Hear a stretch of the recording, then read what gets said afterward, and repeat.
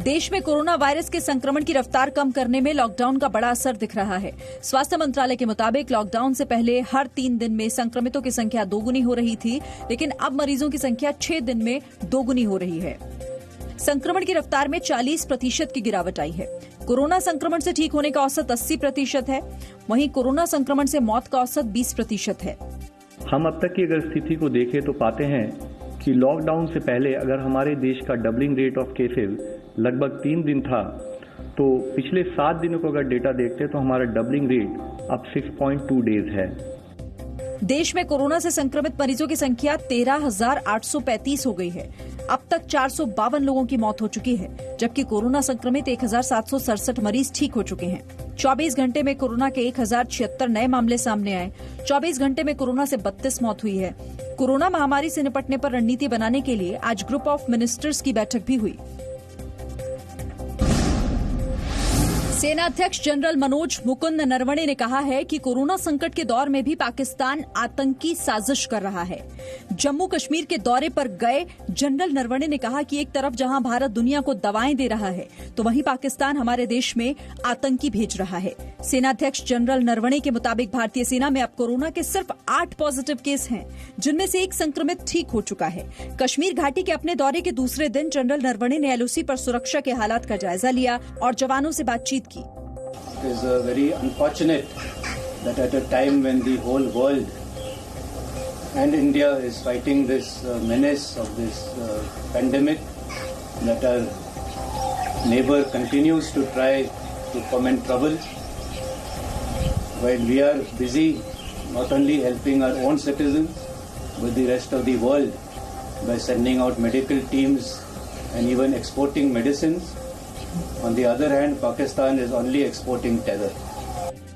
इसी बीच जम्मू कश्मीर में पिछले 24 घंटे में कुल 4 आतंकी मारे गए हैं। सुरक्षा बलों ने 2 आतंकियों को शोपिया में और 2 आतंकियों को किश्तवाड़ में मार गिराया।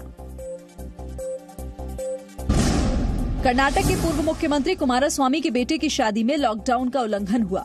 बेंगलुरु से करीब 30 किलोमीटर दूर रामनगर के एक फार्म हाउस में कुमारस्वामी के बेटे निखिल कुमारस्वामी की शादी हुई। इस शादी में मेहमानों ने न तो मास्क पहना, न ही सोशल डिस्टेंसिंग का ख्याल किया। शादी की जो तस्वीरें सामने आई, उनमें दूल्हे के पास 40 से 50 लोग दिखाई दे रहे हैं और 10 कैमरामैन एक साथ शादी की तस्वीरें ले रहे हैं। हैरानी की बात तो ये है कि 42 गाड़ियों को शादी में शामिल होने की इजाजत दी गई थी। कुमारस्वामी के बेटे की शादी में लॉकडाउन नियमों को तोड़े जाने पर राज्य के उप मुख्यमंत्री सीएन अश्वत्थ नारायण ने रामनगर के उपायुक्त से रिपोर्ट मांगी है। राजस्थान के टोंक में कुछ लोगों ने गश्त लगा रही पुलिस पार्टी पर लाठी और डंडों से हमला कर दिया। हमले में 6 पुलिस वाले घायल हो गए। पुलिस ने इस मामले में 7 लोगों को हिरासत में लिया है। 15 अप्रैल को मुरादाबाद में मेडिकल और पुलिस टीम पर पत्थरबाजी करने के आरोप में पुलिस ने 200 लोगों के खिलाफ मुकदमा दायर किया है। 17 लोगों को गिरफ्तार किया गया, इनमें 7 महिलाएं भी शामिल हैं।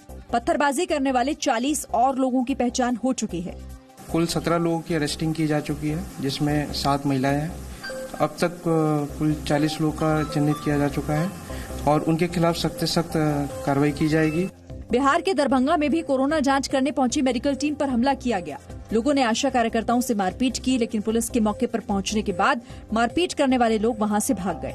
पुणे में लॉकडाउन तोड़ने वालों से पुलिस ने बीच सड़क पर उठक बैठक कराई। यहां बड़ी संख्या में लोग मॉर्निंग वॉक के लिए निकले थे। तबलीगी जमात का अब रोहिंग्या कनेक्शन सामने आ रहा है। दिल्ली के निजामुद्दीन मरकज में कई रोहिंग्या शामिल हुए थे जो अब गायब हैं। गृह मंत्रालय ने चिट्ठी लिखकर राज्यों को आगाह किया है कि वो इसकी जांच करें और पहचान होने पर उनकी स्क्रीनिंग करें। तबलीगी जमात के कार्यक्रम में रोहिंग्या मुसलमानों के शामिल होने का आरोप है। हैदराबाद, तेलंगाना और मेवात के लोगों ने निजामुद्दीन मरकज के कार्यक्रम में हिस्सा लिया था। कई रोहिंग्या मुसलमानों के कोरोना संक्रमित होने की आशंका है। इस बीच मौलाना साद ने क्राइम ब्रांच को चिट्ठी लिखकर एफआईआर कॉपी मांगी है और ये कहा है कि उसने 91 सीआरपीसी के तहत मांगी गई जानकारी दे दी है। वो जांच में सहयोग कर रहा है। कोरोना और लॉकडाउन से अर्थव्यवस्था पर पड़ रहे असर को कम करने के लिए आरबीआई यानी रिजर्व बैंक ने बूस्टर पैकेज का ऐलान किया है। आरबीआई ने लॉन्ग टर्म रेपो ऑपरेशन के तहत एमएफआई यानी माइक्रो फाइनेंस संस्थाओं और एनबीएफसी को 50,000 करोड़ रुपए की मदद देने की घोषणा की है।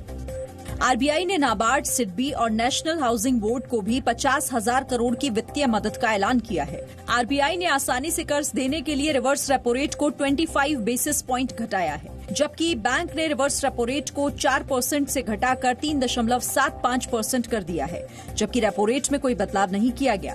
आरबीआई ने भारत में जीडीपी ग्रोथ यानी विकास दर इस साल 1.9% रहने का अनुमान जताया। रिजर्व बैंक ने यह भी साफ किया कि मॉरेटोरियम में एनपीए के लिए 90 दिनों का नियम शामिल नहीं है। इससे अब एनपीए 90 दिन की जगह 180 दिन में होगा।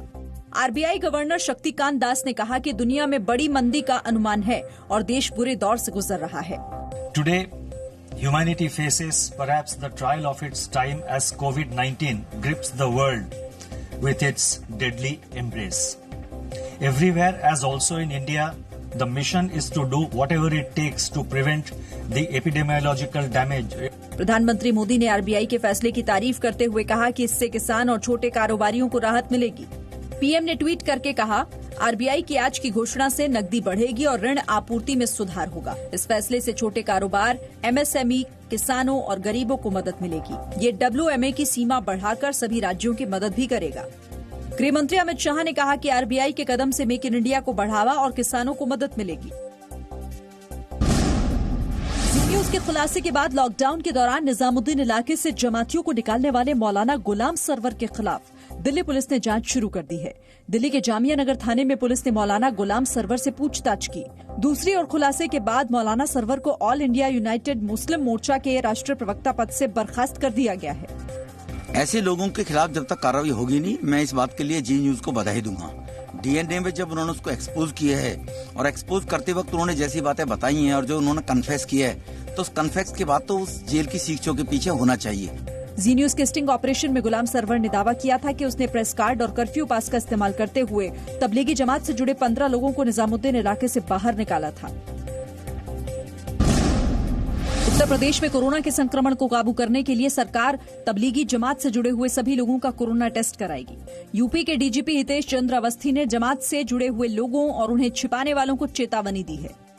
हमको मेडिकल टेस्टिंग करानी है उन सभी लोगों की जिनका लिंक पाया जा रहा है मरकज से।